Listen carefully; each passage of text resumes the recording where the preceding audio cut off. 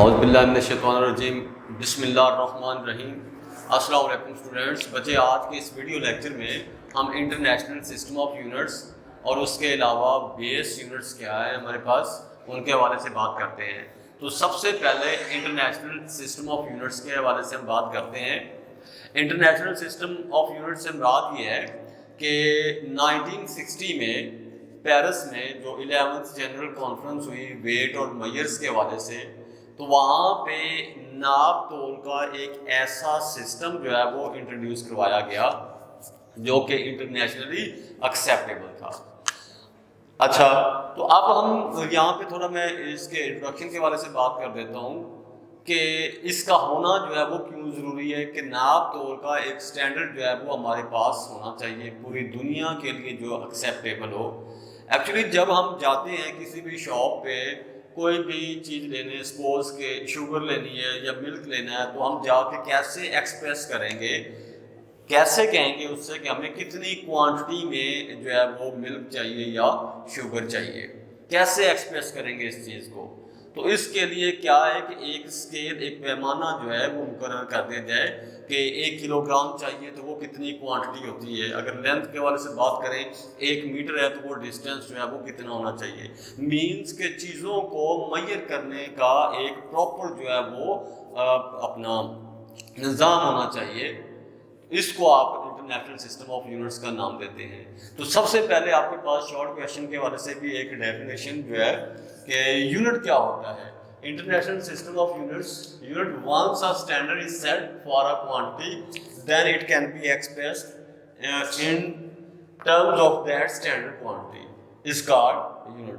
कि जब किसी भी क्वांटिटी के लिए एक दफ़ा कोई मयार या स्टैंडर्ड जो है वो मुकर्रर कर दिया जाता है, तो फिर उस क्वांटिटी को उस स्टैंडर्ड के अकॉर्डिंगली ज़ाहिर किया जाता है।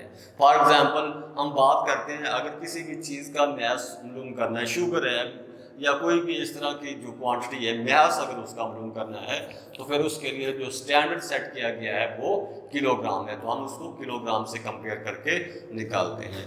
इसी तरह से हमारे पास लेंथ है, तो उसके लिए मीटर जो है। मीन्स के जब किसी क्वांटिटी के लिए जो एक म्यार मुकर्रर कर दिया गया, एक स्टैंडर्ड मुकर्रर कर दिया गया, तो फिर उस क्वांटिटी को उसी स्टैंडर्ड के अकॉर्डिंगली ज़ाहिर किया जाता है। इसी तरह से हमारे पास शॉर्ट बनता है सिस्टम इंटरनेशनल या इंटरनेशनल सिस्टम ऑफ यूनिट्स क्या है। तो मैं ऑलरेडी इसके बारे में बता चुका हूँ। The 11th general conference on weight and measures held in Paris in 1960 adopted a worldwide system of measurements is called international system of units। के जो 11वीं जो है जनरल कॉन्फ्रेंस हुई नाप तोल के हवाले से इन 1960 पेरिस में, तो वहाँ पे नाप तोल का पूरी दुनिया के लिए जो है एक ऐसा निज़ाम मुतारफ़ करवाया गया जो वर्ल्ड वाइड एक्सेप्टेबल है। पूरी दुनिया जो है वो उसको एक्सेप्ट करती है, उसको इंटरनेशनल सिस्टम ऑफ यूनिट्स का नाम दिया गया and commonly referred as SI, system international. Next आपके पास बेस यूनिट्स क्या है। बुनियादी मिकदारें, जिस तरह हमने बात की base quantities and drive quantities, इस तरह उनके यूनिट्स भी हैं। बेस यूनिट्स क्या है? बेस क्वांटिटीज को ज़ाहिर करने के लिए जो यूनिट्स इस्तेमाल किए जाते हैं वो बेस यूनिट्स कहलाते हैं। The unit that describes base quantities are called base units। ऐसे यूनिट्स जो बेस क्वांटिटीज को ज़ाहिर करने के लिए इस्तेमाल किए जाते हैं बेस यूनिट्स कहलाते हैं। हमारे पास 7 बेस क्वांटिटीज हैं।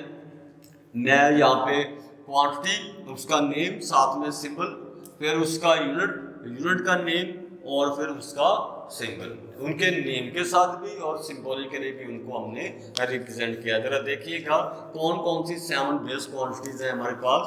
तो इसमें सबसे पहले आपके पास आ जाते हैं लेंथ। सबसे पहले क्या है? लेंथ। लेंथ आपके पास, इसका सिंबल क्या है? स्मॉल एल से हम डिनोट करते हैं लेंथ को। इसी तरह से मैस को स्मॉल एम से, इसी तरह से हमारे पास टाइम स्मॉल टी से, टेम्परेचर कैपिटल टी से, इलेक्ट्रिक करंट आई से, intensity of light capital L से और अमाउंट ऑफ अ सब्सटेंस को हम स्मॉल एम से डिनोट करते हैं। सम टाइम जो टाइम होता है उसको भी कैपिटल टी से नोट किया जाता है, लेकिन वहाँ पे कैपिटल टी से जब टाइम को हम रिप्रेजेंट करेंगे तो वो टाइम पीरियड होगा। किसी भी इवेंट का जो स्पेसिफिक ड्यूरेशन जो है वो हम कैलकुलेट कर रहे होते हैं, तो तब टाइम को भी कैपिटल टी से नोट करते हैं और वो टाइम पीरियड कहलाता है। अदरवाइज हम इसको स्मॉल टी से नोट करते हैं। अब ये इनके यूनिट्स के लेंथ को जो है उसका यूनिट क्या है, मीटर। सिस्टम इंटरनेशनल में क्या यूनिट है, मीटर, और मीटर को हम सिंबॉलिकली स्मॉल एम से नोट करते हैं। इसी तरह से मैस स्मॉल एम से इसका सिंबल और यूनिट जो है इसका वो किलोग्राम, किलोग्राम को हम केजी से नोट करते हैं। इसी तरह से टाइम स्मॉल टी से नोट किया जाता है, उसका यूनिट क्या होगा, सेकंड, और सेकंड को हम एस से नोट करते हैं। इसी तरह से हमारे पास टेम्परेचर को सिंबल उसका टी, उसका यूनिट क्या हो जाएगा हमारे पास केल्विन, और केल्विन को हम के से डिनोट कर रहे हैं यहाँ पे। इसी तरह से आपके पास आ जाता है इलेक्ट्रिक करंट, उसका सिंबल आई, उसका यूनिट जो है वो एम्पेयर, मुकम्मल लिखेंगे हम उसको, और सिंबॉलिकली जब रिप्रेजेंट करना है एम्पेयर को तो वो हम ए से डिनोट कर देते हैं। इसी तरह से हमारे पास इलेक्ट्रिक करंट के बाद intensity of light capital L से हम डिनोट करेंगे, उसका यूनिट क्या आ जाएगा हमारे पास, कैंडेला। क्या कहेंगे इसको, कैंडेला, सी डी से नोट किया जाएगा, सिंबल उसका क्या है, सी डी। इसी तरह से हमारे पास नेक्स्ट जो है अमाउंट ऑफ अ सब्सटेंस, शय की मिकदार जो है, एन उसका सिंबल, यूनिट में क्या है, नेम, मोल, MOLE, मोल, और सिंबॉलिकली जब हम इसको रिप्रेजेंट करेंगे तो MOL लिखा जाएगा। तो ये थे हमारे पास बेस क्वांटिटीज और उनके यूनिट्स। इंशाल्लाह नेक्स्ट लेक्चर में चल के हम ड्राइव यूनिट्स के हवाले से, उसके अलावा प्रीफिक्सेस और साइंटिफिक नोटेशन के हवाले से बात करेंगे। तब तक अपना ख्याल रखिए। अल्लाह हाफ़िज़।